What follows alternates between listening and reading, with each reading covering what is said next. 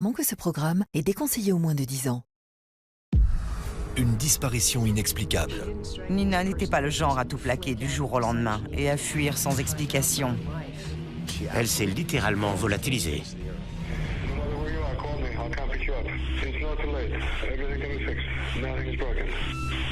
Une enquête explosive. C'est vraiment un type étrange. Il a longtemps fréquenté des clubs SM. Il nous a avoué qu'il avait déjà tué 8 personnes. Au jeu du chat et de la souris, les enquêteurs finiront-ils par gagner? Il se croyait plus malin que le juge, le jury, la police. Il se croyait vraiment au-dessus de tout. Amour, mensonges et jeux interdits. C'est tout de suite dans Crime en haute société.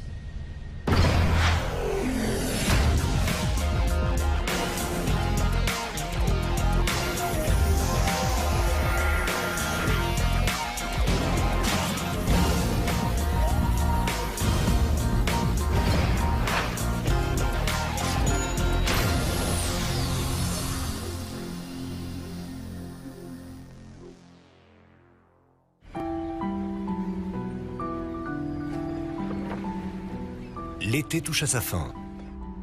Nina Reiser est attendue pour le dîner dominical chez son amie Helen Doren, quelque part sur les hauteurs de Oakland, en Californie. À 18h, toujours aucun signe de Nina. Helen Doren commence à s'inquiéter car Nina n'est pas le genre à poser des lapins à ses amis. À 31 ans, la jeune expatriée russe a tout pour être heureuse. Elle a repris ses études de médecine et s'est parfaitement acclimatée à la Californie. Nina était une personne merveilleuse, menue, très jolie, avec un sourire incroyable. C'était une femme pleine de vie, adorable avec tout le monde. Hélène s'impatiente et tente de joindre Nina par tous les moyens. Mais en vain. Elle finit par se dire qu'Anthony, le petit ami de Nina, l'a sûrement emmenée en week-end surprise ou quelque chose dans le genre, et qu'il n'y a donc aucune raison de s'inquiéter. L'hypothèse d'Hélène Doren s'effondre lorsqu'elle découvre qu'Anthony Zographos a quitté la ville et qu'il n'a pas vu Nina depuis plusieurs jours. Le lendemain, le 4 septembre donc, Anthony Zographos décide de partir à la recherche de Nina. Mais rien. Impossible de savoir où elle est. Elle n'a appelé personne et personne n'arrive à la joindre. Tout ce qu'Hélène Doren sait, c'est que la veille, vers 14h30, Nina a déposé ses enfants chez son futur ex-mari, Hans Reiser, un programmateur mondialement renommé. À l'époque, c'était quelqu'un d'influent dans son domaine, d'où le caractère encore plus exceptionnel de toute cette histoire. Cela fait maintenant 24 heures que Nina Reiser a disparu sans laisser de traces. On est lundi soir et Nina était censée récupérer les enfants à la sortie de l'école. D'après ses amis Hélène et Anthony, elle n'a pas pu l'oublier. Et pourtant, elle ne s'est pas manifestée. Ses enfants étaient tout pour elle. Le fait qu'elle ne se soit pas présentée à la sortie de l'école comme prévu est parfaitement incompréhensible. À moins qu'il ne lui soit arrivé quelque chose. L'officier de police, à qui Hélène Doren a signalé la disparition de Nina, a immédiatement senti qu'il y avait anguille sous roche. À ce stade, une fouille du domicile de la disparue s'impose. Nous avons commencé par inspecter toutes les ouvertures pour tenter de déceler d'éventuels signes d'effraction. Puis, nous avons regardé à travers les vitres pour voir si l'intérieur avait été saccagé, s'il y avait des meubles renversés. À première vue, il n'y a rien à signaler. Le loyer de septembre était déjà payé, l'école était déjà payée, ses économies étaient à leur place habituelle. Tous ses vêtements étaient en ordre. Ses affaires de toilette, sa brosse à dents, sa brosse à cheveux, son maquillage. Rien n'indiquait qu'elle avait fait sa valise et qu'elle était partie. Les médias qui ont eu vent de cette mystérieuse disparition sont déjà sur le coup. Logique. Hans Reiser est alors une figure notoire dans le monde de l'informatique. Et surtout, Nina est une jeune femme sublime. Tandis que le visage rayonnant de Nina Reiser défile en boucle sur les chaînes d'infos locales, ses proches commencent à désespérer de la revoir un jour. Quand j'ai appris la nouvelle, quand j'ai su que Nina avait disparu, je l'ai appelée. Sur son portable, sur son fixe. Je suis parti à sa recherche. J'ai fait des rondes en voiture. Plusieurs jours ont passé et j'ai continué de l'appeler parce que j'avais besoin d'entendre sa voix. Je me disais, Seigneur, faites qu'il ne lui soit rien arrivé. Mais généralement, quand les gens disparaissent comme ça, c'est qu'il leur est arrivé quelque chose. Des témoins ayant eu vent de la disparition de Nina par les journaux et les bulletins télévisés déclarent l'avoir vue au supermarché le jour de sa disparition. Aussi sereine qu'elle l'a toujours été. On a retrouvé une vidéo de surveillance montrant Nina en train de faire ses courses au supermarché. On la voit avec ses enfants en train de les pousser dans un caddie et de rigoler avec eux.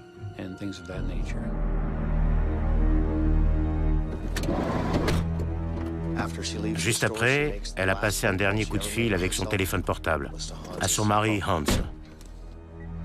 Sûrement pour lui dire qu'elle allait avoir un peu de retard, vu qu'elle était censée déposer les enfants à 14 h et que l'appel a été passé à 14 h bien sonné. Le supermarché est situé à 15 minutes de la maison de Hans. Quelle conclusion faut-il en tirer? Hans étant la dernière personne à avoir vu Nina, les enquêteurs lui ont demandé « Vous savez ce qui a pu se passer? Vous savez où elle est ?» Mais l'homme n'en a pas la moindre idée. Nina a déposé les enfants au domicile de son mari comme tous les dimanches avant de repartir en direction des collines de Oakland. Elle s'est littéralement volatilisée. Pas de voiture, pas de Nina, pas de message, pas de traces. Les enquêteurs demandent un accès à la messagerie de la jeune femme. Avant que Nina ne disparaisse, Anthony Zographos, son petit ami, lui a laissé plusieurs messages pour le moins étranges.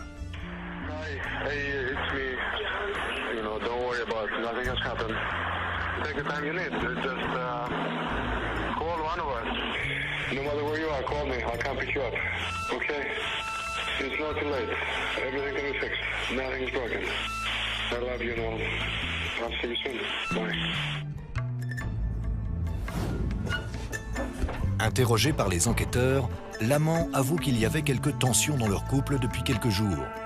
Mais il nie fermement avoir le moindre rapport avec sa disparition. Il présume que sa compagne a décidé de partir quelques jours pour faire le point. Mais au vu des indices dont elle dispose, la police n'y croit pas une seconde. Les enquêteurs ont minutieusement épluché les comptes bancaires de Nina et les registres des services d'immigration pour tenter de retrouver sa trace et de déterminer si elle avait fui à l'étranger. Mais rien. À croire qu'elle s'était réellement évaporée. 8 jours plus tard, une découverte fait basculer l'enquête. On a retrouvé son monospace à environ 5 km de la villa de Hans, sur les hauteurs de Oakland, dans une rue résidentielle très calme, proche de la voie rapide. Le coffre était rempli de sacs. Il y avait pour environ 150 $ de provisions en train de pourrir dans la voiture. Mais aucune trace de sang, aucun signe d'agression. Le sac à main de Nina, son portefeuille, sa carte de crédit, tout est là. Son téléphone également. Mais un détail intrigue les enquêteurs. La batterie du téléphone avait été retirée. On l'a retrouvée en vrac au fond du sac. Ses amis et la police pouvaient donc toujours essayer de l'appeler ou de la localiser par GPS. C'était impossible. Une immense battue est aussitôt organisée dans les collines d'Oakland. Ils ont commencé par inspecter les endroits, et notamment un parc que Nina avait l'habitude de fréquenter. Ils ont ratissé les collines à 2 reprises. Ils étaient au moins 150. Des bénévoles, des policiers avec des chiens de recherche. Mais autant chercher une aiguille dans une botte de foin. C'est tellement vaste. Tout le monde avait conscience que plus les jours passaient, plus les chances de retrouver Nina vivante s'amenuisaient. Ce n'est que le début d'une histoire aussi tragique qu'étrange qui va plonger les enquêteurs au cœur de mondes parallèles où geeks et sadomasochistes se côtoient pour le meilleur, mais aussi pour le pire. Nina Reiser a disparu depuis 1 semaine et dans son entourage, plus personne ne se fait d'illusions. Nina n'était pas le genre à tout plaquer du jour au lendemain et à fuir sans explication. Dans un premier temps, j'ai refusé de croire au pire et puis il a bien fallu se rendre à l'évidence. Nous ne la reverrions jamais. Des éléments dans le passé de la jeune femme pourraient-ils expliquer sa disparition? Nina était née et avait grandi en Russie, où elle avait fait des études de gynécologie. Elle avait passé l'été 2006 à réviser, car elle s'apprêtait à passer une équivalence pour pouvoir exercer aux États-Unis. Elle avait déjà renvoyé son formulaire et réglé les frais d'inscription. Fille de médecin, Nina a reçu une éducation exemplaire et a toujours été une élève brillante. Elle a également toujours su qu'elle ferait sa vie ailleurs qu'en Russie. Elle incarnait la joie de vivre. Elle croquait la vie à pleines dents. Un soir, à Saint-Pétersbourg, où elle fait ses études, Nina se rend au restaurant en compagnie d'une amie qui a rendez-vous avec un homme d'affaires américain, Hans Reiser. Elle y est allée pour servir d'interprète. Et au final, elle a rencontré l'amour. Elle est belle, intelligente, il est brillant et célèbre. Entre le gourou américain de l'informatique et la jeune étudiante russe, c'est le coup de foudre. Hans a eu une enfance plutôt solitaire et, croyez-le ou non, il était en échec scolaire. Et puis, à l'adolescence, à 14 ans me semble-t-il, soit avec plusieurs années d'avance, il a passé des tests d'aptitude scolaire et a été admis à l'université de Berkeley en Californie. Il n'a jamais passé de diplôme à Berkeley. Il faisait partie d'un programme d'études indépendant. En gros, il passait ses journées enfermé dans un labo devant un ordi. Si l'on en croit ses proches, il avait laissé tomber l'école parce qu'il trouvait que ce n'était pas assez stimulant. Grâce à Nemesis, la société de développement informatique qu'il a fondée, l'ancien mauvais élève s'est rapidement fait un nom au sein de la Silicon Valley. Il est la nouvelle étoile montante de l'informatique et son talent semble n'avoir aucune limite. Hans Reiser a conçu et développé un système de fichiers baptisé le Reiser File System, principalement utilisé par le système d'exploitation Linux. Dans le monde de l'informatique, c'est donc une célébrité. Tout le monde le connaît. Si le système de fichiers Reiser s'était imposé comme l'application principale de Linux, Hans Reiser aurait pu devenir milliardaire. Tout ça pour dire que Nemesis était une start-up très rentable. Moins d'1 an après sa création, elle pesait déjà plusieurs millions de dollars. Mais Hans Reiser a toujours refusé de vendre sa société. C'était un peu son enfant, son bébé. Dans les années 1990, l'informatique est en plein boom. Et Hans Reiser semble promis à une brillante carrière.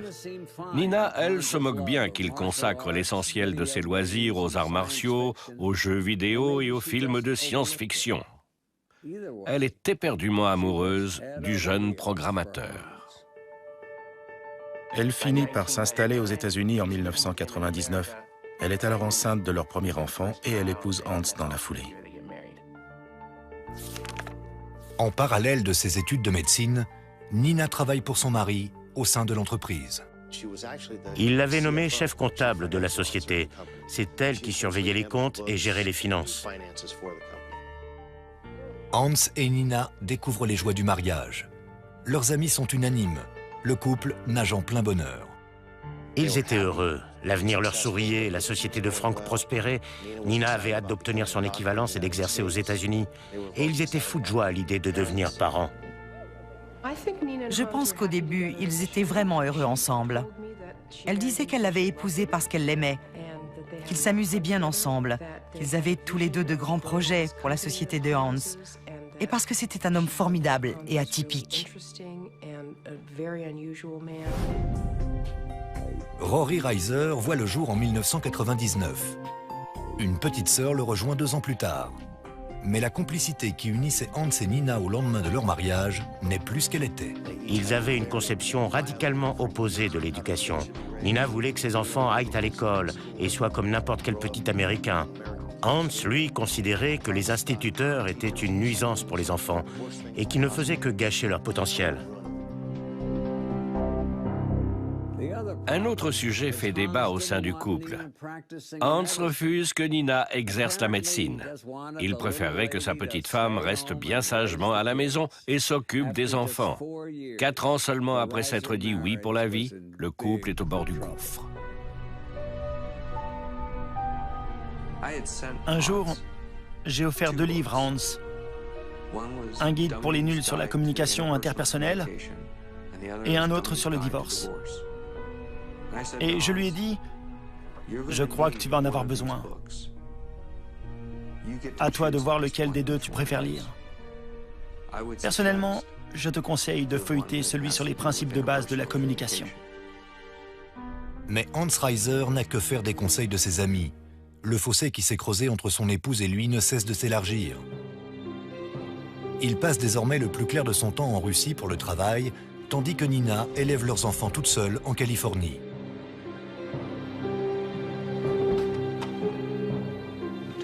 Les rares fois où Hans rentrait à la maison, il se conduisait davantage comme un touriste de passage qu'un mari. Entre eux, c'était le néant. Tout ce qui l'intéressait, c'était ses jeux vidéo, son judo et sa société. Il n'y avait pas de place dans sa vie pour une épouse, aussi aimante soit-elle. Hans tient néanmoins à garder un œil sur Nina. Il propose donc un marché à son ami, Sean Sturgeon. Hans et moi, on a quasiment le même âge. On s'est connus, on devait avoir 15-16 ans. On était tous les deux fans de Donjons et Dragons. Et on était un peu des asociaux. C'est ce qui nous a rapprochés. Disons qu'on est l'un comme l'autre des personnes à part, chacun à notre façon. Tandis que Hans poursuit ses travaux en Russie et que Nina continue de gérer la santé financière de Nemesis à Auckland, Sean s'improvise manager et époux adjoint. C'est lui désormais qui veille sur Nina.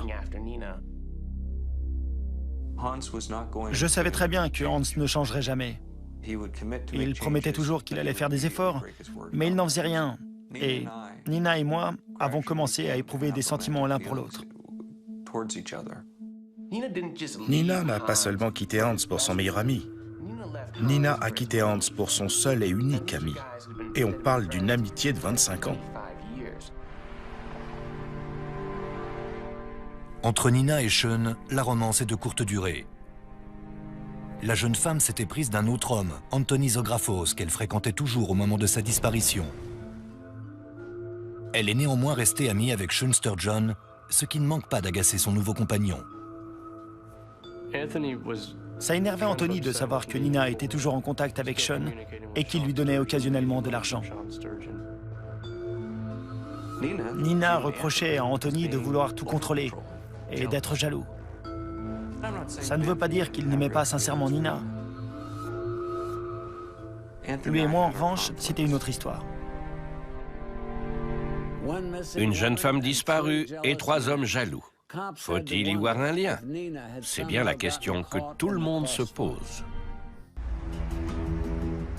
Les policiers chargés d'enquêter sur la disparition de Nina Reiser tiennent 3 suspects.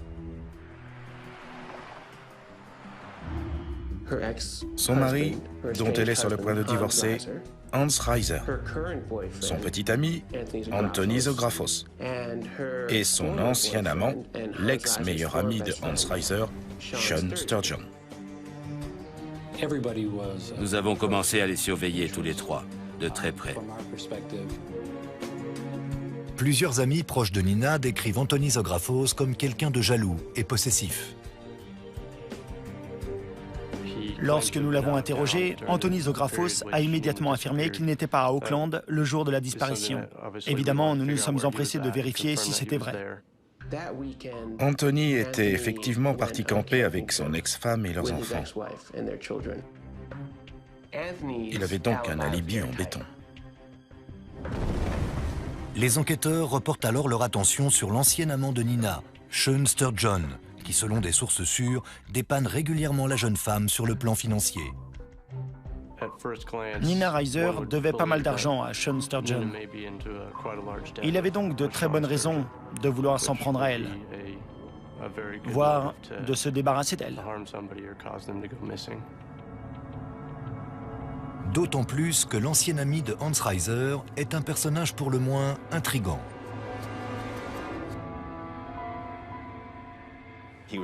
Hans et Nina lui avaient demandé d'être garçon d'honneur à leur mariage. Et j'ignore le pourquoi du comment, mais il est arrivé à la cérémonie déguisé en drag queen, ce qui est tout de même assez étrange. Je sortais beaucoup à l'époque. J'étais très branché cuir. J'avais commencé à me détacher un peu du milieu, mais le fait est que je fréquentais de nombreux clubs spécialisés et que j'étais toujours partant pour de nouvelles expériences. J'étais assez déjanté. Rien n'indique toutefois que Sean Sturgeon soit lié de près ou de loin à la disparition de Nina Reiser. Et l'on ne place pas un homme en garde à vue sous prétexte qu'il a des goûts étranges. En plus, Sean Sturgeon avait un alibi. Rien d'inébranlable, mais quand même. Le jour de la disparition de Nina Reiser, il faisait un extra dans un resto. Au final, s'il y a bien une personne qui possède toutes les raisons et les moyens de faire disparaître Nina, c'est son mari, Hans Reiser. Comme s'apprêtent à le découvrir les enquêteurs, cela fait plusieurs mois que le couple est en guerre, notamment au sujet de leurs enfants. J'ai eu affaire à de nombreux couples en crise dans ma carrière, mais Hans et Nina les surpassaient tous. Nina Reiser en voulait à son mari de traiter leurs enfants comme des adultes et de les autoriser, surtout leur fils, à jouer à des jeux vidéo et à regarder des films d'horreur ou de guerre très violents, ce à quoi Hans ne voyait absolument aucun mal. Hans passait son temps à menacer Nina par email interposé. Il n'était d'accord sur rien. Il n'était pas d'accord sur le choix des écoles. Il n'était pas d'accord sur le choix des assurances maladie, des médecins traitants. Ils avaient des rapports extrêmement tendus. Nina accuse Hans d'être cruel et négligent. Lui l'accuse d'être une mère indigne, adultère et voleuse. Hans prétendait que Nina avait détourné des centaines de milliers de dollars à l'époque où elle gérait la comptabilité de Nemesis. Après avoir vécu un conte de fées, le couple nage en plein cauchemar. Bien que son épouse ait tragiquement disparu du jour au lendemain, Hans Reiser ne décolère pas. Hans étant la dernière personne à avoir vu Nina, les enquêteurs lui ont demandé « Vous savez ce qui a pu se passer? Vous savez où elle est ?» Réponse de l'intéressé, voyez ça avec mes avocats. Point barre. Que cela plaise ou non à Hans Reiser, les enquêteurs vont devoir perquisitionner son domicile et son véhicule. Au pied d'un poteau situé entre le hall et la pièce à vivre, on a découvert des traces de sang, à environ 1,20 m du sol.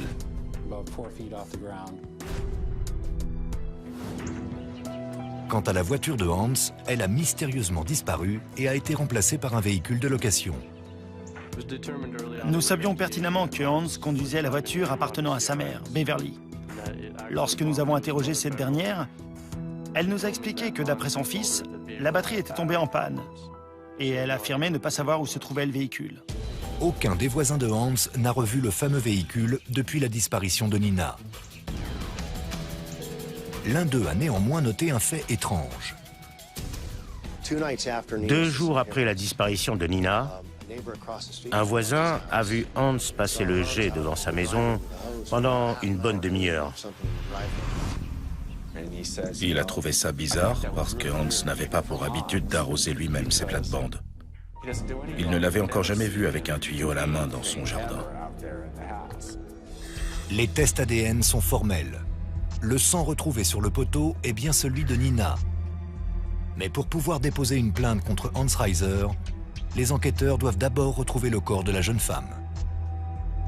On a vite compris que Hans ne coopérerait pas avec les enquêteurs. Néanmoins, il semblait évident qu'il était lié d'une façon ou d'une autre à la disparition de son épouse. Le juge chargé de l'affaire a donc donné son autorisation pour une mise sur écoute. 3 semaines se sont écoulées depuis la disparition de Nina lorsque les enquêteurs surprennent une conversation pour le moins étrange entre Hans Reiser et sa mère. Hello. Hi, Mom. Yeah. Et là, il se lance dans une diatribe sur l'air de « Il faut que je te raconte le divorce et toutes les choses horribles que Nina me fait subir. » You know, she didn't just abuse me. She looked for every possible way she could screw me and did it. You know, but Hans, as awful as these things are, it's still sad, whatever it is that's happened to Nina. Well, yeah. I mean, no matter all these things that she didn't deserve whatever it is that's happened to her. Don't you think? I think my children shouldn't be endangered by her.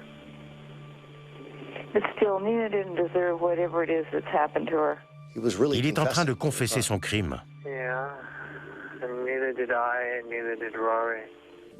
Et il essaye de convaincre sa mère qu'il a eu raison de tuer Nina.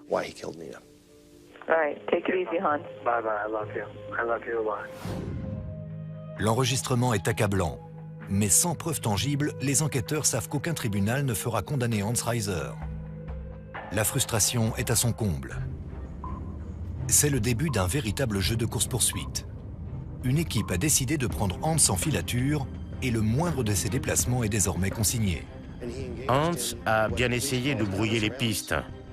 Sur les voies rapides, il roulait à 50 km/h alors que la limite est de 100. Puis d'un coup, il prenait une sortie et il se réengageait à la bretelle suivante. Il essayait visiblement de voir s'il était suivi. Mais pour qui se prend-il? James Bond? Hans Reiser se croit plus malin que la police. Mais pourquoi tenter de lui échapper s'il n'a vraiment rien à cacher? Les enquêteurs surveillent leur suspect numéro 1 de près. Mais jusqu'ici, le petit génie de l'informatique a réussi à éviter tous les pièges qu'on lui tend. Il se déplaçait de manière complètement irrationnelle. De toute évidence, il voulait s'assurer qu'il n'était pas suivi. La police refuse néanmoins de baisser les bras. Plusieurs voitures le suivaient. Elles se relayaient fréquemment selon une stratégie mise au point par les chauffeurs et un avion surveillait également tous ses déplacements. Finalement, un après-midi, Reiser met le cap sur un quartier résidentiel d'Auckland entouré de parcs. Soudain, il arrête sa voiture et il commence à remonter la rue. Ça lui prend une demi-heure alors que n'importe qui ferait ce trajet en 5 minutes. Pensant que personne ne l'observe, Hans Reiser mène alors la police à l'endroit où il a garé sa voiture, le fameux véhicule que les enquêteurs recherchent depuis la disparition de Nina. Il le gare un peu plus à l'abri des regards, puis fonce chez sa mère qui vit non loin de là. La police peut maintenant entrer en action. La première chose qui a frappé les policiers, c'est qu'il n'y avait que 2 places dans le véhicule et que le siège passager avait disparu. Qui se promène dans une voiture 2 places dont il manque le siège passager? C'était pour le moins curieux et suspect. Les tapis de sol étaient mouillés et de l'eau stagnait par endroits. Quelqu'un avait visiblement cherché à faire disparaître des traces. Et ce n'est pas le seul élément compromettant. Dans la voiture, les policiers ont retrouvé 2 livres traitant des homicides, dont un qui explique qu'un meurtre est rarement résolu tant qu'on n'a pas retrouvé le corps. Hans Reiser avait vraisemblablement effectué des recherches sur les méthodes d'enquête de la police. Le programmateur a bien fait ses devoirs, mais il a sous-estimé ses adversaires. Il vient tout simplement de commettre une grossière erreur qui risque de lui coûter cher. Il a été arrêté avec 9 000 $ en liquide dans les poches et son passeport. Un autre détail intrigue les enquêteurs. Le suspect a pris soin d'ôter la batterie de son téléphone portable. Difficile de ne pas établir un parallèle avec le téléphone retrouvé dans la voiture de Nina. 6 semaines après la disparition de son épouse, Hans Reiser se retrouve derrière les barreaux pour homicide volontaire, bien que le corps de la victime n'ait pas été retrouvé. Je me suis demandé comment j'allais prouver la culpabilité de cet homme alors qu'on n'avait pas de corps. C'est rare que des gens soient condamnés sans preuve tangible. S'il veut gagner son procès, le procureur a intérêt à rassembler le maximum de témoins. Sean Sturgeon est évidemment sur sa liste. Et malheureusement pour l'accusation, il n'a pas dit son dernier mot. Sean Sturgeon nous a avoué qu'il avait tué 8 personnes et demie. Et demi, parce qu'il n'est pas certain que la 9e personne soit vraiment morte. Je leur ai dit franchement, arrêtez-moi, condamnez-moi pour meurtre. Il était hors de question que j'entre dans les détails et que je leur donne le nom des victimes. Faites-moi un procès, mettez-moi en prison. Les déclarations de Sean Sturgeon propagent une onde de choc. De toute évidence, ça changeait complètement la donne. Qu'est-ce qu'il fallait en déduire? Que Sean avait peut-être assassiné Nina? Un tueur en série qui confesse ses crimes? Une ancienne maîtresse qui disparaît? Les enquêteurs se seraient-ils trompés sur toute la ligne? Sean Sturgeon, l'ex-petit ami de Nina Reiser, vient d'avouer qu'il avait tué au moins 8 personnes. À seulement 1 mois du procès, rien ne va plus et les jeux sont loin d'être faits. Il a expliqué à la police qu'il avait tué ces gens pour se venger des sévices et des atrocités qu'il leur avait fait subir, à sa sœur et à lui, lorsqu'ils étaient enfants. Sean Sturgeon affirme qu'il n'a rien à cacher. Il propose lui-même aux enquêteurs de fouiller son domicile et va jusqu'à leur remettre ses armes à feu. Il refuse néanmoins de leur confier plus de détails sur ses victimes. La police ne connaîtra pas leur nom. Impossible d'en savoir plus sur ces gens. Il a toujours refusé de les identifier. Inutile de dire que ça ne nous a pas facilité la tâche. Bien évidemment, nous avons effectué des recherches dans ce sens. Interrogé sur les raisons de cet aveu accablant, Sean Sturgeon explique à la police qu'il l'a fait pour éviter de témoigner au procès. Il estime qu'il a déjà été suffisamment humilié comme ça. Tous mes amis m'évitaient. Depuis que Hans leur avait révélé que je fréquentais des clubs SM et tout ça. Donc j'ai décidé de tout avouer à Paul Aura. Je lui ai dit que j'avais tué des gens, j'ai précisé combien et j'ai exposé mes raisons. Nous n'avons jamais réussi à prouver que Sean Sturgeon avait assassiné qui que ce soit. Ça n'aurait servi à rien de déposer une plainte. On n'a rien qui prouve qu'il ait assassiné 8 personnes. C'est vraiment un type étrange. Il a longtemps fréquenté des clubs SM. Ça aurait été maladroit de le faire témoigner au procès et de mettre en avant ses liens affectifs avec cette femme si douce et adorable. C'était parfaitement irresponsable d'avouer ses meurtres alors qu'on ne lui avait rien demandé. C'était le meilleur moyen de faire acquitter Hans Reiser.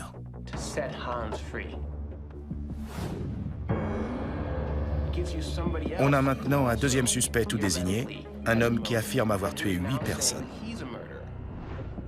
C'est difficile de faire condamner le mari maintenant qu'on sait que l'amant de Nina est un meurtrier et qu'on n'a jamais retrouvé le corps. Lourdement ébranlé, l'accusation décide de proposer un marché à Hans Reiser. Dites-nous où est le corps, dites-nous comment vous avez tué Nina, et en échange, on raccourcira votre peine de 3 ans. Mais Hans n'a rien voulu entendre. Il a choisi de tenter sa chance, pour reprendre l'expression du juge, et a demandé à comparaître. Je pense qu'il s'est dit, le corps n'ayant pas été retrouvé, ils n'arriveront jamais à me faire condamner. Je peux gagner ce procès. J'ai un bon avocat, ils n'ont pas de preuves tangibles. Je suis intelligent, je peux encore m'en sortir. L'arrogant n'est toutefois pas au bout de ses surprises. Le juge, qui a entendu Sean Sturgeon lors des audiences préalables au procès, a tranché et décidé que ses aveux étaient irrecevables. L'accusation marque un point, mais le combat est toutefois loin d'être gagné. Le premier jour du procès, Paul Aura a installé un chevalet au milieu du tribunal avec des photos de Nina Reiser et de ses enfants. Dès lors, le ton du procès a été donné. Il était là pour rendre justice à une mère de famille dont la voix était malheureusement éteinte à jamais. Il fallait convaincre le jury que cette femme n'avait pas seulement disparu, mais qu'elle était morte. Elle ne s'est pas enfuie, on l'a assassinée. Jamais une femme comme elle n'aurait abandonné ses enfants.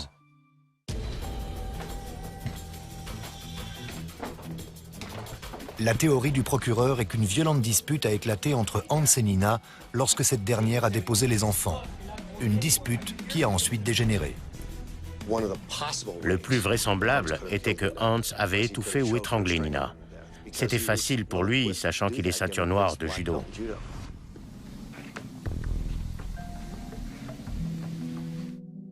C'est finalement Rory, le fils de Hans et Nina, qui, du haut de ses 7 ans, va apporter la pièce manquante du puzzle. Au tribunal, l'enfant apporte un dessin qu'il a lui-même réalisé pour expliquer l'absence de sa mère. Il s'est réveillé en pleine nuit, et là, il a constaté que son père n'était pas à ses côtés. Il a trouvé ça bizarre, vu qu'ils avaient l'habitude de dormir ensemble.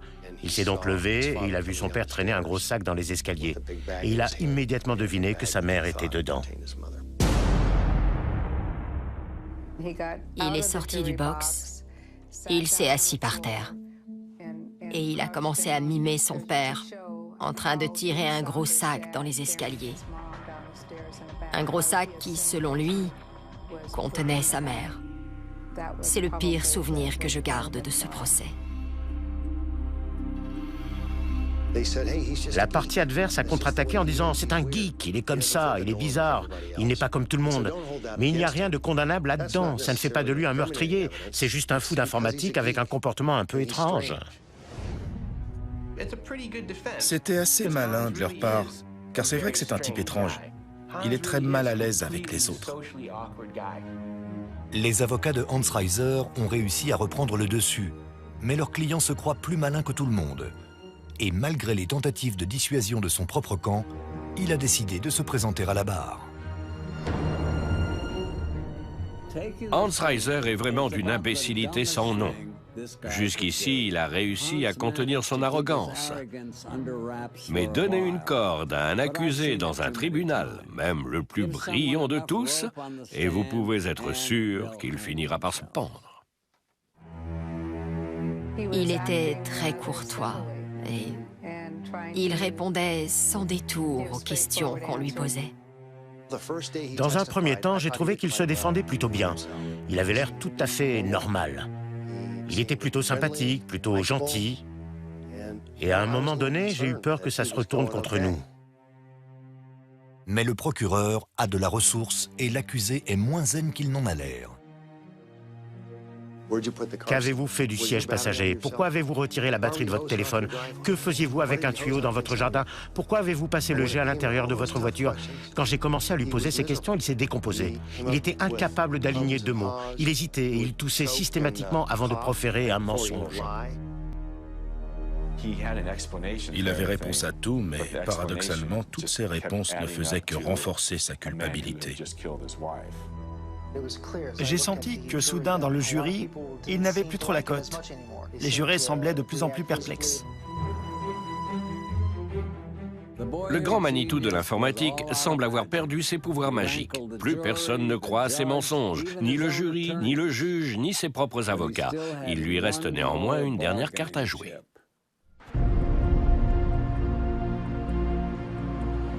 Deux jours et demi de délibération plus tard, le jury est prêt à rendre son verdict.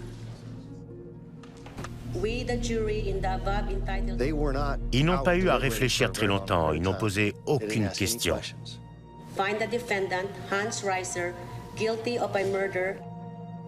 Verdict, coupable d'homicide volontaire. Hans Reiser n'a toutefois pas dit son dernier mot. Je me souviens encore de sa réaction, car selon moi, elle en disait long. Il s'est levé et il a déclaré « J'ai fait du mieux que j'ai pu pour mes enfants ». En gros, c'est une façon de dire « J'ai tué leur mère pour les protéger ». C'est quoi ce raisonnement? On ne protège pas des enfants en tuant leur mère. Hans Reiser et ses avocats sont prêts à négocier. Ils veulent bien révéler l'emplacement du corps de Nina contre un allègement de peine. Durant le procès, M. Ora et moi-même avions eu l'occasion de parler à la mère de Nina. Et nous savions qu'elle souhaitait faire rapatrier le corps en Russie. Le procureur propose alors un nouveau marché à l'accusé. S'il accepte de dire où il a enterré la victime, sa peine de sûreté sera réduite de 25 à 15 ans. Si vous me dites où se trouve le corps de Nina, si vous me dites comment c'est arrivé, comment vous l'avez tué, que vous plaidez coupable pour meurtre avec préméditation et que vous renoncez à faire appel ensuite, nous allégerons votre peine. Pour les parents de Nina, le choc est dur à encaisser. Mais le corps de leur fille n'a pas de prix.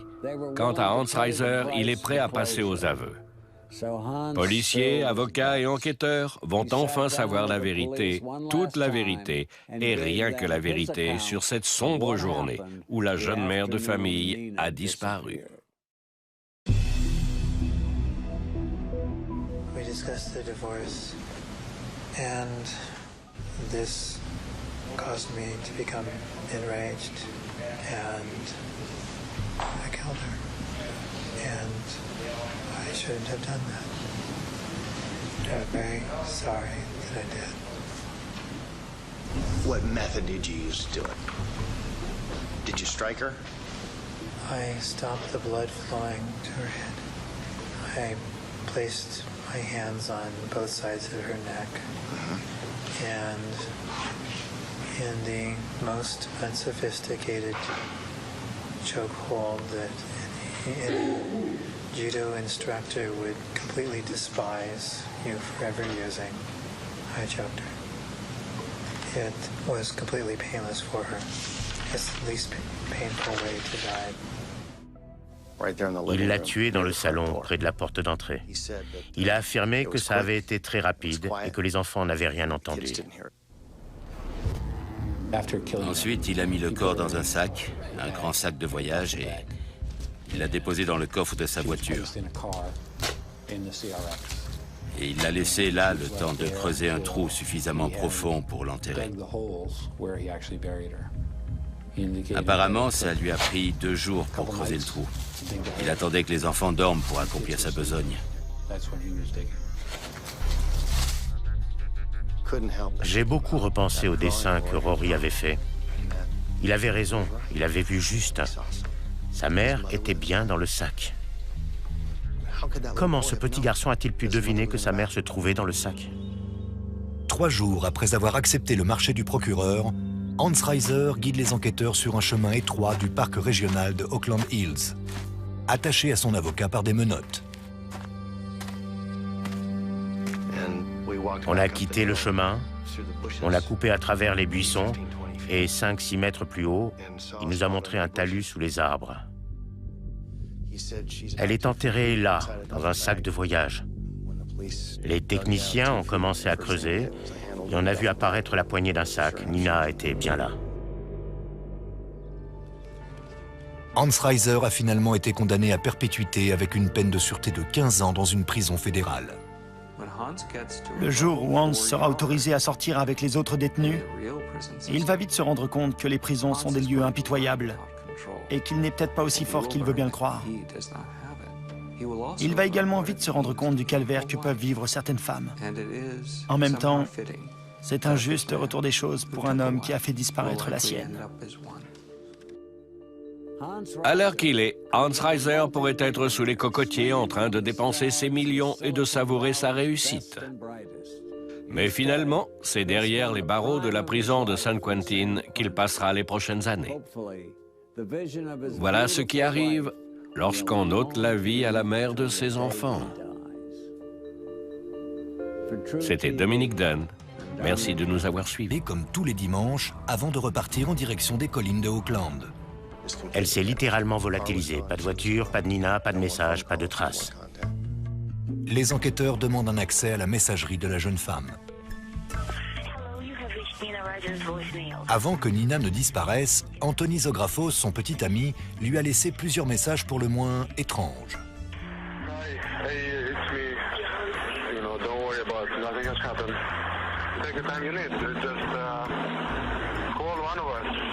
No matter where you are, call me. I'll come pick you up. Okay? It's not too late. Everything can be fixed. Nothing is broken. I love you, Noel. I'll see you soon. Bye. Interrogé par les enquêteurs, l'amant avoue qu'il y avait quelques tensions dans leur couple depuis quelques jours. Mais il nie fermement avoir le moindre rapport avec sa disparition. Il présume que sa compagne a décidé de partir quelques jours pour faire le point. Mais au vu des indices dont elle dispose, la police n'y croit pas une seconde. Les enquêteurs ont minutieusement épluché les comptes bancaires de Nina et les registres des services d'immigration pour tenter de retrouver sa trace et de déterminer si elle avait fui à l'étranger. Mais rien. À croire qu'elle s'était réellement évaporée. 8 jours plus tard, une découverte fait basculer l'enquête. On a retrouvé son monospace à environ 5 km de la villa de Hans, sur les hauteurs de Oakland, dans une rue résidentielle très calme, proche de la voie rapide. Le coffre était rempli de sacs. Il y avait pour environ $150 de provisions en train de pourrir dans la voiture. Mais aucune trace de sang, aucun signe d'agression. Le sac à main de Nina, son portefeuille, sa carte de crédit, tout est là. son téléphone également. Mais un détail intrigue les enquêteurs. La batterie du téléphone avait été retirée. On l'a retrouvée en vrac au fond du sac. Ses amis et la police pouvaient donc toujours essayer de l'appeler ou de la localiser par GPS. C'était impossible. Une immense battue est aussitôt organisée dans les collines d'Auckland. Ils ont commencé par inspecter les endroits, et notamment un parc que Nina avait l'habitude de fréquenter. Ils ont ratissé les collines à 2 reprises. Ils étaient au moins 150. Des bénévoles, des policiers avec des chiens de recherche. Mais autant chercher une aiguille dans une botte de foin. C'est tellement vaste. Tout le monde avait conscience que plus les jours passaient, plus les chances de retrouver Nina vivante s'amenuisaient. Ce n'est que le début d'une histoire aussi tragique qu'étrange qui va plonger les enquêteurs au cœur de mondes parallèles où geeks et sadomasochistes se côtoient pour le meilleur, mais aussi pour le pire. D'en savoir plus sur ces gens, il a toujours refusé de les identifier. Inutile de dire que ça ne nous a pas facilité la tâche. Bien évidemment, nous avons effectué des recherches dans ce sens. Interrogé sur les raisons de cet aveu accablant, Sean Sturgeon explique à la police qu'il l'a fait pour éviter de témoigner au procès. Il estime qu'il a déjà été suffisamment humilié comme ça. Tous mes amis m'évitaient. Depuis que Hans leur avait révélé que je fréquentais des clubs SM et tout ça.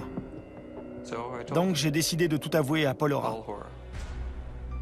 Je lui ai dit que j'avais tué des gens, j'ai précisé combien et j'ai exposé mes raisons. Nous n'avons jamais réussi à prouver que Sean Sturgeon avait assassiné qui que ce soit. Ça n'aurait servi à rien de déposer une plainte. On n'a rien qui prouve qu'il ait assassiné 8 personnes. C'est vraiment un type étrange. Il a longtemps fréquenté des clubs SM. Ça aurait été maladroit de le faire témoigner au procès et de mettre en avant ses liens affectifs avec cette femme si douce et adorable.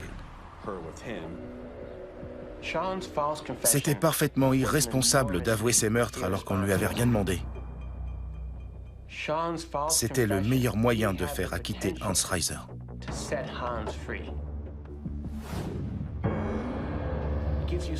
On a maintenant un deuxième suspect tout désigné, un homme qui affirme avoir tué 8 personnes. C'est difficile de faire condamner le mari maintenant qu'on sait que l'amant de Nina est un meurtrier et qu'on n'a jamais retrouvé le corps. Lourdement ébranlé, l'accusation décide de proposer un marché à Hans Reiser. Dites-nous où est le corps, dites-nous comment vous avez tué Nina, et en échange, on raccourcira votre peine de 3 ans. Mais Hans n'a rien voulu entendre. Il a choisi de tenter sa chance, pour reprendre l'expression du juge, et a demandé à comparaître. Je pense qu'il s'est dit, le corps n'ayant pas été retrouvé, ils n'arriveront jamais à me faire condamner. Je peux gagner ce procès. J'ai un bon avocat, ils n'ont pas de preuves tangibles. Je suis intelligent, je peux encore m'en sortir. L'arrogant n'est toutefois pas au bout de ses surprises. Le juge, qui a entendu Sean Sturgeon lors des audiences préalables au procès, a tranché et décidé que ses aveux étaient irrecevables. L'accusation marque un point, mais le combat est toutefois loin d'être gagné.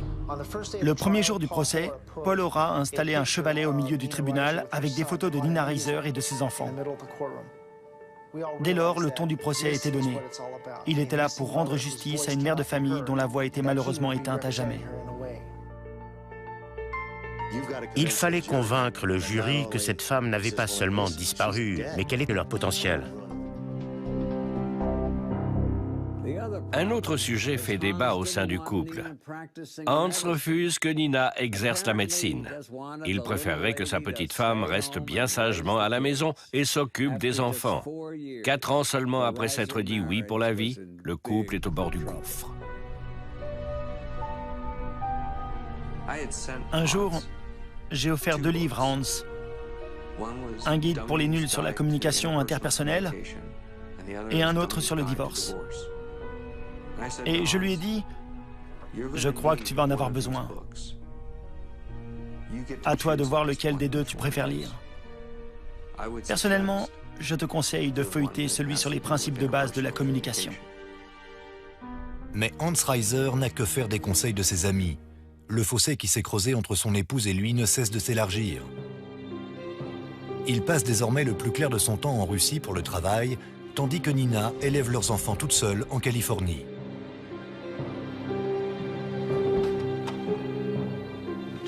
Les rares fois où Hans rentrait à la maison, il se conduisait davantage comme un touriste de passage qu'un mari. Entre eux, c'était le néant. Tout ce qui l'intéressait, c'était ses jeux vidéo, son judo et sa société. Il n'y avait pas de place dans sa vie pour une épouse, aussi aimante soit-elle. Hans tient néanmoins à garder un œil sur Nina. Il propose donc un marché à son ami, Sean Sturgeon. Hans et moi, on a quasiment le même âge. On s'est connus, on devait avoir 15-16 ans. On était tous les deux fans de Donjons et Dragons. Et on était un peu des asociaux. C'est ce qui nous a rapprochés. Disons qu'on est l'un comme l'autre des personnes à part, chacun à notre façon. Tandis que Hans poursuit ses travaux en Russie et que Nina continue de gérer la santé financière de Nemesis à Auckland, Sean s'improvise manager et époux adjoint. C'est lui désormais qui veille sur Nina. Je savais très bien que Hans ne changerait jamais. Il promettait toujours qu'il allait faire des efforts, mais il n'en faisait rien. Et Nina et moi avons commencé à éprouver des sentiments l'un pour l'autre. Nina n'a pas seulement quitté Hans pour son meilleur ami. Nina a quitté Hans pour son seul et unique ami. Et on parle d'une amitié de 25 ans. Entre Nina et Sean, la romance est de courte durée. La jeune femme s'était prise d'un autre homme, Anthony Zographos, qu'elle fréquentait toujours au moment de sa disparition.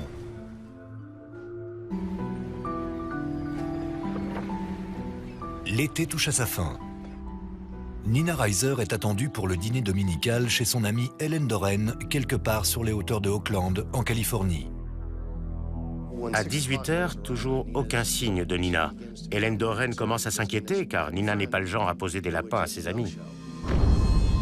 À 31 ans, la jeune expatriée russe a tout pour être heureuse.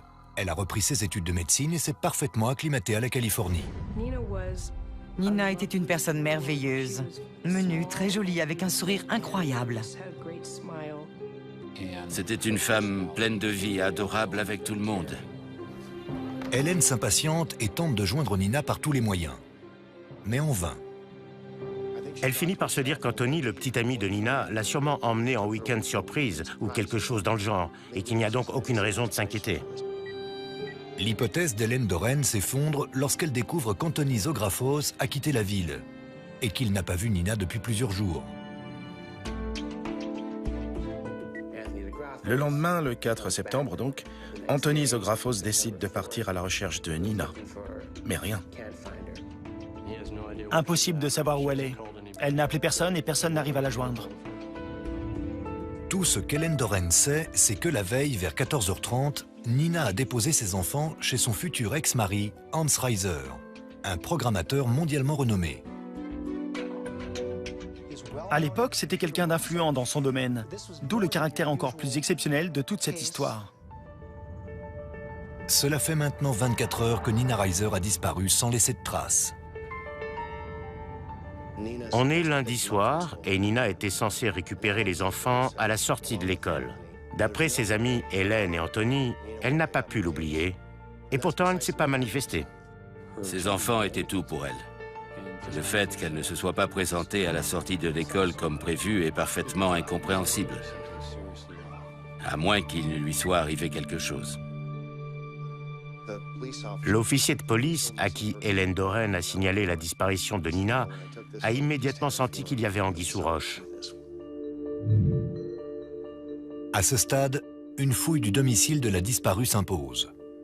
Nous avons commencé par inspecter toutes les ouvertures pour tenter de déceler d'éventuels signes d'effraction. Puis, nous avons regardé à travers les vitres pour voir si l'intérieur avait été saccagé, s'il y avait des meubles renversés. À première vue, il n'y a rien à signaler. Le loyer de septembre était déjà payé, l'école était déjà payée, ses économies étaient à leur place habituelle. Tous ses vêtements étaient en ordre. Ses affaires de toilette, sa brosse à dents, sa brosse à cheveux, son maquillage. Rien n'indiquait qu'elle avait fait sa valise et qu'elle était partie. Lynn commence à s'inquiéter car Nina n'est pas le genre à poser des lapins à ses amis. À 31 ans, la jeune expatriée russe a tout pour être heureuse. Elle a repris ses études de médecine et s'est parfaitement acclimatée à la Californie. Nina était une personne merveilleuse, menue, très jolie, avec un sourire incroyable. C'était une femme pleine de vie, adorable avec tout le monde. Hélène s'impatiente et tente de joindre Nina par tous les moyens. Mais en vain. Elle finit par se dire qu'Anthony, le petit ami de Nina, l'a sûrement emmenée en week-end surprise ou quelque chose dans le genre, et qu'il n'y a donc aucune raison de s'inquiéter.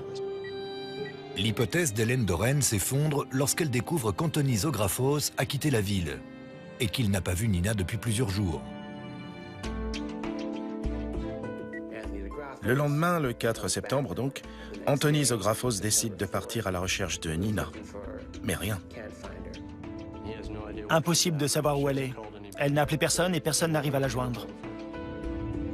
Tout ce qu'Hélène Doren sait, c'est que la veille, vers 14h30, Nina a déposé ses enfants chez son futur ex-mari, Hans Reiser, un programmateur mondialement renommé. À l'époque, c'était quelqu'un d'influent dans son domaine, d'où le caractère encore plus exceptionnel de toute cette histoire. Cela fait maintenant 24 heures que Nina Reiser a disparu sans laisser de traces. On est lundi soir et Nina était censée récupérer les enfants à la sortie de l'école. D'après ses amis Hélène et Anthony, elle n'a pas pu l'oublier. Et pourtant, elle ne s'est pas manifestée. Ses enfants étaient tout pour elle. Le fait qu'elle ne se soit pas présentée à la sortie de l'école comme prévu est parfaitement incompréhensible. À moins qu'il ne lui soit arrivé quelque chose. L'officier de police à qui Hélène Doren a signalé la disparition de Nina a immédiatement senti qu'il y avait anguille sous roche. À ce stade, une fouille du domicile de la disparue s'impose. Nous avons commencé par inspecter toutes les ouvertures pour tenter de déceler d'éventuels signes d'effraction. Puis, nous avons regardé à travers les vitres pour voir si l'intérieur avait été saccagé, s'il y avait des meubles renversés. À première vue, il n'y a rien à signaler. Le loyer de septembre était déjà payé, l'école était déjà payée, ses économies étaient à leur place habituelle. Tous ses vêtements étaient en ordre. Ses affaires de toilette, sa brosse à dents, sa brosse à cheveux, son maquillage. Rien n'indiquait qu'elle avait fait sa valise et qu'elle était partie. Les médias qui ont eu vent de cette mystérieuse disparition sont déjà sur le coup. Logique. Hans Reiser est alors une figure notoire dans le monde de l'informatique. Et surtout, Nina est une jeune femme sublime. Tandis qu'il finira par se pendre. Il était très courtois et il répondait sans détour aux questions qu'on lui posait. Dans un premier temps, j'ai trouvé qu'il se défendait plutôt bien. Il avait l'air tout à fait normal. Il était plutôt sympathique, plutôt gentil. Et à un moment donné, j'ai eu peur que ça se retourne contre nous. Mais le procureur a de la ressource et l'accusé est moins zen qu'il n'en a l'air. Qu'avez-vous fait du siège passager? Pourquoi avez-vous retiré la batterie de votre téléphone? Que faisiez-vous avec un tuyau dans votre jardin? Pourquoi avez-vous passé le jet à l'intérieur de votre voiture? Quand j'ai commencé à lui poser ces questions, il s'est décomposé. Il était incapable d'aligner deux mots. Il hésitait et il toussait systématiquement avant de proférer un mensonge. Il avait réponse à tout, mais paradoxalement, toutes ces réponses ne faisaient que renforcer sa culpabilité. J'ai senti que soudain, dans le jury, il n'avait plus trop la cote. Les jurés semblaient de plus en plus perplexes. Le grand Manitou de l'informatique semble avoir perdu ses pouvoirs magiques. Plus personne ne croit à ses mensonges, ni le jury, ni le juge, ni ses propres avocats. Il lui reste néanmoins une dernière carte à jouer.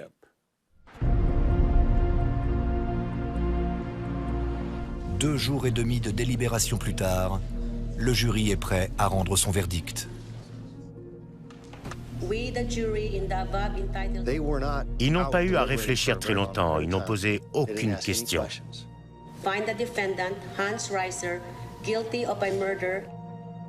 Verdict, coupable d'homicide volontaire. Hans Reiser n'a toutefois pas dit son dernier mot. Je me souviens encore de sa réaction, car selon moi, elle en disait long. Il s'est levé et il a déclaré « J'ai fait du mieux que j'ai pu pour mes enfants ». En gros, c'est une façon de dire « J'ai tué leur mère pour les protéger ». C'est quoi ce raisonnement? On ne protège pas des enfants en tuant leur mère. Hans Reiser et ses avocats sont prêts à négocier. Ils veulent bien révéler l'emplacement du corps de Nina contre un allègement de peine. Durant le procès, M. Aura et moi-même avions eu l'occasion de parler à la mère de Nina et nous savions qu'elle souhaitait faire rapatrier le corps en Russie. Le procureur propose alors un nouveau marché à l'accusé. S'il accepte de dire où il a enterré la victime, sa peine de sûreté sera réduite de 25 à 15 ans. Si vous me dites où se trouve le corps de Nina, si vous me dites comment c'est arrivé, comment vous l'avez tué, que vous plaidez coupable pour meurtre avec près des chiens de recherche, mais autant chercher une aiguille dans une botte de foin, c'est tellement vaste. Tout le monde avait conscience que plus les jours passaient, plus les chances de retrouver Nina vivante s'amenuisaient. Ce n'est que le début d'une histoire aussi tragique qu'étrange qui va plonger les enquêteurs au cœur de mondes parallèles où geeks et sadomasochistes se côtoient pour le meilleur, mais aussi pour le pire. Nina Reiser a disparu depuis une semaine et dans son entourage, plus personne ne se fait d'illusions. Nina n'était pas le genre à tout plaquer du jour au lendemain et à fuir sans explication. Dans un premier temps, j'ai refusé de croire au pire et puis il a bien fallu se rendre à l'évidence. Nous ne la reverrions jamais.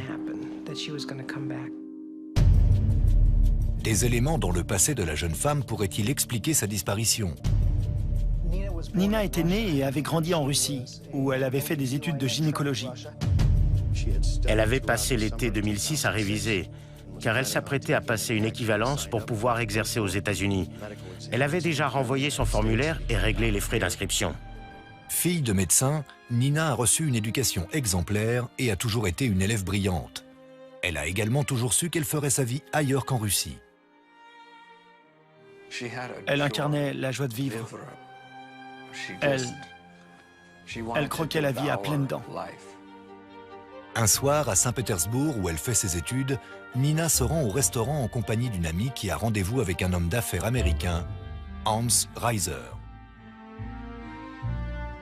Elle y est allée pour servir d'interprète. Et au final, elle a rencontré l'amour. Elle est belle, intelligente, il est brillant et célèbre.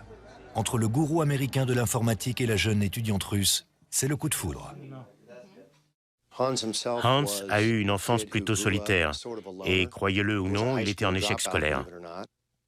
Et puis, à l'adolescence, à 14 ans me semble-t-il, soit avec plusieurs années d'avance, il a passé des tests d'aptitude scolaire et a été admis à l'université de Berkeley en Californie. Il n'a jamais passé de diplôme à Berkeley. Il faisait partie d'un programme d'études indépendant. En gros, il passait ses journées enfermé dans un labo devant un ordi.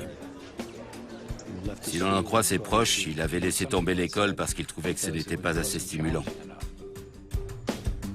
Grâce à Nemesis, la société de développement informatique qu'il a fondée, l'ancien mauvais élève s'est rapidement fait un nom au sein de la Silicon Valley. Il est la nouvelle étoile montante de l'informatique et son talent semble n'avoir aucune limite. Hans Reiser a conçu et développé un système de fichiers baptisé le Reiser La cité qui unissait Hans et Nina au lendemain de leur mariage n'est plus ce qu'elle était. Ils avaient une conception radicalement opposée de l'éducation. Nina voulait que ses enfants aillent à l'école et soient comme n'importe quel petit Américain. Hans, lui, considérait que les instituteurs étaient une nuisance pour les enfants et qui ne faisaient que gâcher leur potentiel.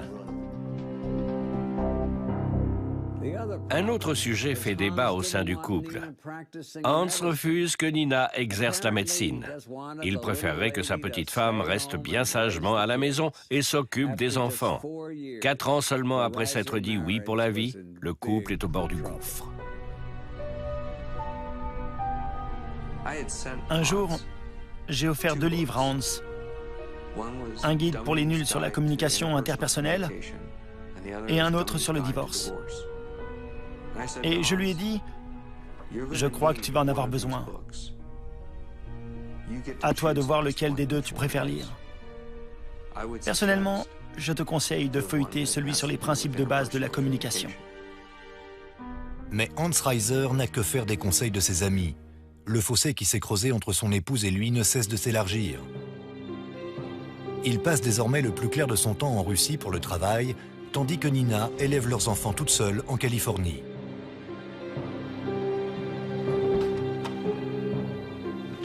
Les rares fois où Hans rentrait à la maison, il se conduisait davantage comme un touriste de passage qu'un mari. Entre eux, c'était le néant. Tout ce qui l'intéressait, c'était ses jeux vidéo, son judo et sa société. Il n'y avait pas de place dans sa vie pour une épouse, aussi aimante soit-elle. Hans tient néanmoins à garder un œil sur Nina. Il propose donc un marché à son ami, Sean Sturgeon. Hans et moi, on a quasiment le même âge. On s'est connus, on devait avoir 15-16 ans. On était tous les deux fans de Donjons et Dragons. Et on était un peu des asociaux. C'est ce qui nous a rapprochés. Disons qu'on est l'un comme l'autre des personnes à part, chacun à notre façon. Tandis que Hans poursuit ses travaux en Russie et que Nina continue de gérer la santé financière de Nemesis à Auckland, Sean s'improvise manager et époux adjoint. C'est lui désormais qui veille sur Nina. Je savais très bien que Hans ne changerait jamais. Il promettait toujours qu'il allait faire des efforts, mais il n'en faisait rien.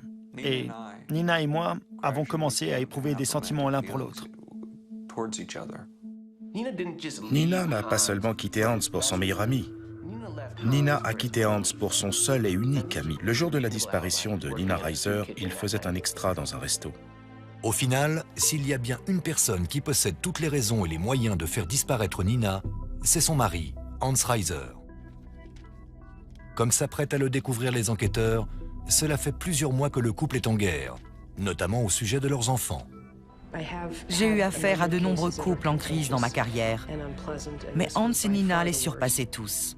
Nina Reiser en voulait à son mari de traiter leurs enfants comme des adultes et de les autoriser, surtout leur fils, à jouer à des jeux vidéo et à regarder des films d'horreur ou de guerre très violents, ce à quoi Hans ne voyait absolument aucun mal. Hans passait son temps à menacer Nina par email interposé. Il n'était d'accord sur rien. Il n'était pas d'accord sur le choix des écoles. Il n'était pas d'accord sur le choix des assurances maladie, des médecins traitants. Ils avaient des rapports extrêmement tendus. Nina accuse Hans d'être cruel et négligent. Lui l'accuse d'être une mère indigne, adultère et voleuse. Hans prétendait que Nina avait détourné des centaines de milliers de dollars à l'époque où elle gérait la comptabilité de Nemesis. Après avoir vécu un conte de fées, le couple nage en plein cauchemar. Bien que son épouse ait tragiquement disparu du jour au lendemain, Hans Reiser ne décolère pas.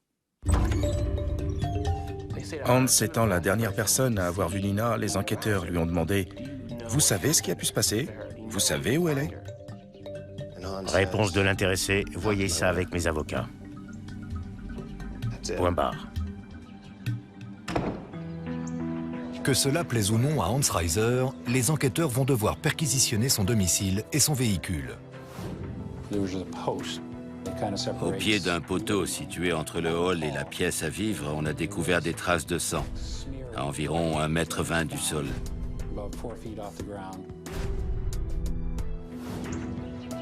Quant à la voiture de Hans, elle a mystérieusement disparu et a été remplacée par un véhicule de location. Nous savions pertinemment que Hans conduisait la voiture appartenant à sa mère, Beverly. Lorsque nous avons interrogé cette dernière, elle nous a expliqué que d'après son fils, la batterie était tombée en panne. Et elle affirmait ne pas savoir où se trouvait le véhicule. Aucun des voisins de Hans n'a revu le fameux véhicule depuis la disparition de Nina. L'un d'eux a néanmoins noté un fait étrange. 2 jours après la disparition de Nina, Un voisin a vu Hans passer le jet devant sa maison pendant une bonne demi-heure. Il a trouvé ça bizarre parce que Hans n'avait pas pour habitude de retrouver sa trace et de déterminer si elle avait fui à l'étranger. Mais rien. À croire qu'elle s'était réellement évaporée. 8 jours plus tard, une découverte fait basculer l'enquête.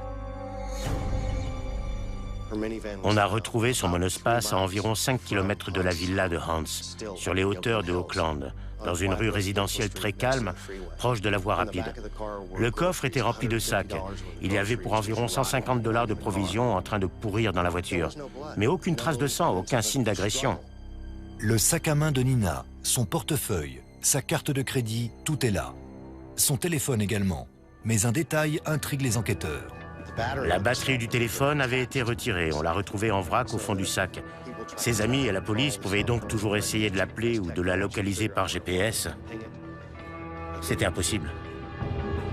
Une immense battue est aussitôt organisée dans les collines d'Oakland. Ils ont commencé par inspecter les endroits, et notamment un parc que Nina avait l'habitude de fréquenter. Ils ont ratissé les collines à 2 reprises. Ils étaient au moins 150. Des bénévoles, des policiers avec des chiens de recherche. Mais autant chercher une aiguille dans une botte de foin. C'est tellement vaste. Tout le monde avait conscience que plus les jours passaient, plus les chances de retrouver Nina vivante s'amenuisaient. Ce n'est que le début d'une histoire aussi tragique qu'étrange qui va plonger les enquêteurs au cœur de mondes parallèles où geeks et sadomasochistes se côtoient pour le meilleur, mais aussi pour le pire. Nina Reiser a disparu depuis 1 semaine et dans son entourage, plus personne ne se fait d'illusions. Nina n'était pas le genre à tout plaquer du jour au lendemain et à fuir sans explication.